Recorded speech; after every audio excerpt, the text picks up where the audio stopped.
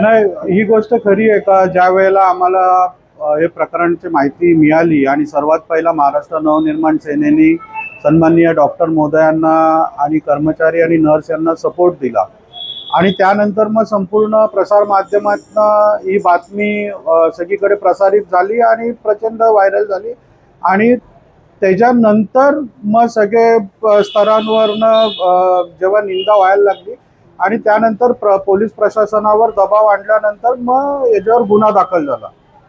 पण मला एक माहिती अशी मिळालेली होती का 6 तारखेला रात्री ही घटना घडली आणि ही घटना घडली शास्त्रीनगर रुग्णालयामध्ये, जे कल्याण डोंबिवली महानगरपालिकेच्या हद्दीतलं त्यांच्या मालकीचं हॉस्पिटल आहे शास्त्रीनगर रुग्णालय. आणि ही घटना घडल्यानंतर कुठेच वाच्यता झाली नाही, कुठेच कुठल्या प्रकारची कारवाई झाली नाही, काहीच झालं नाही. जेव्हा 7 तारखेला हे जे डॉक्टर होते ज्यांच्याबाबत ही घटना घडली, अतिशय निंदा घटना जी घडलेली आहे, हे माननीय आयुक्त महोदयांना जेव्हा भेटायला गेले त्यावेळेला आयुक्त महोदयांनी यांना 3 तास बाहेर बसून ठेवले आणि त्यांना नंतर सांगण्यात आलं का तुम्ही अतिरिक्त आयुक्तांना भेटा करून.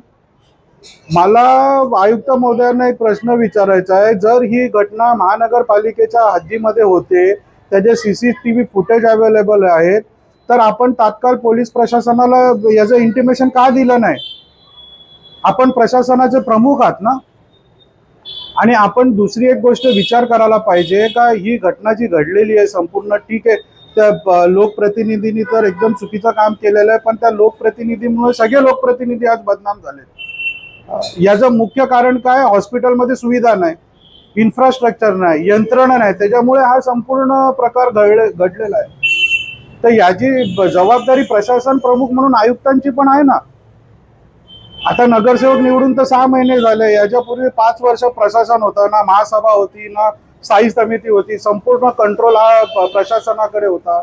त्यामध्ये कोविड काळ येऊन गेला, कोविड काळामध्ये 100 कोटीच्या वर यंत्रणा आले महानगरपालिकेमध्ये, व्हेंटिलेटर्स आले, ICU बेड आले, भरपूर यंत्रणा आले, ते सगळं गेलं कुठे? आणि जर महानगरपालिकेकडे जर एवढी 2 मोठी हॉस्पिटल आहेत, रुक्मिणीबाई हॉस्पिटल आहे, शास्त्रीनगर हॉस्पिटल आहे, याच्यावर जर महानगरपालिका प्रॉपर कंट्रोल करू शकत नाही तर काय फायदा अशा प्रशासनाचा? या 3-4 महिन्यामध्येच प्रचंड 2 घटना घडलेल्या आहेत शास्त्रीनगर रुग्णालयाच्या बाबतीमध्ये, तरी सुद्धा याच्यावर काही हे झालेलं नाही. मला तर आमच्या पक्षातर्फे महाराष्ट्र नवनिर्माण सेनेतर्फे तर अशी मागणी आहे का या संपूर्ण प्रकरणामध्ये आयुक्तांची पण चौकशी झाली पाहिजे. यांनी हे प्रकरण दाबण्याचा प्रयत्न केलाय. जर महानगरपालिकेच्या हद्दीमध्ये ही घटना घडते, कुठल्याही प्रकारचं याचं कॉन्ग्निजन्स आयुक्त घेत नाही, पोलिसांना कळवत नाही, ही अत्यंत हलगर्जीपणा आहे.